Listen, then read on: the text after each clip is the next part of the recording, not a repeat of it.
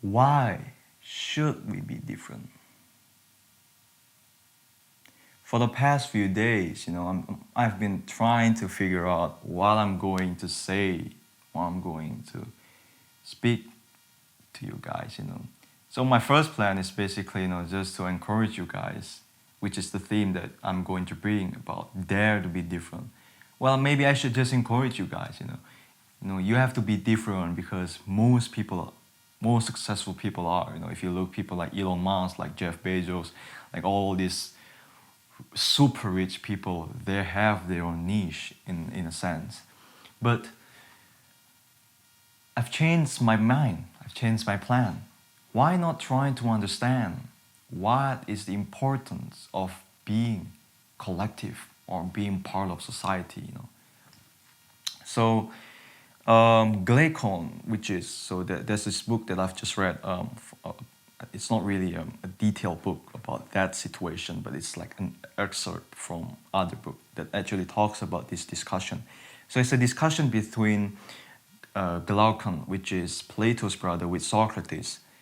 So Socrates asked him, so what's your opinion? Why does society can sustain so good? How can we build society? How is it so efficient if you compare it with other animals like monkeys? Well, we can't. Monkeys is basically can only form groups of only like 100 monkeys. But humans, if you look at corporations like Google, like Apple, damn, it's like 1,000 people or 10,000 of people from all over the world can work so effectively. So Socrates asked him, right? So Glaucon said that, throughout our life, human's nature is basically, the purpose is to build reputation, not for the sake of truth. Socrates basically don't agree with him. He actually believes the opposite, that you have the capability or the ability to be with other people for the truth, or you do things for the truth. But Glaucon believed the opposite. So he believed that why most people can work together is because they want to build reputation, and they do good things, like politicians, they do good things because they just want to win the election, that sort of thing. And I've been thinking, then, if society can actually thrive because of collectivism, even though it's because of reputation, then why should we worry? Why should anyone be an individual? Isn't it much better to be all of us is like the minions, like they all work together. They seem to cooperate really nicely, So why don't we all just the same? All of us is just the same. So there's this book that I've just read 3 months ago. So it's 1984 by George Orwell. So if you see this icon, is the eye, it's actually called the Big Brother. So it's a dystopian future where all of its citizens is controlled by the party, by Big Brother.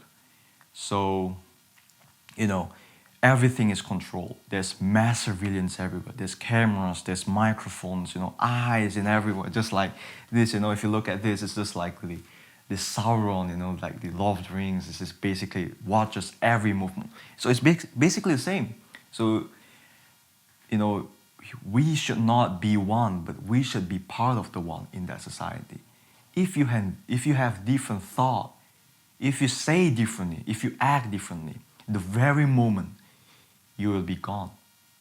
So you have to be aligned. Your thinking, your idea, your action must be aligned with the Big Brother. It sounds really awful, right?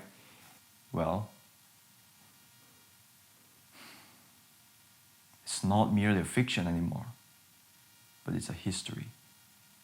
What if I tell you that this actually happened in the past, during the Stalin's era, and 66 million people died because of it?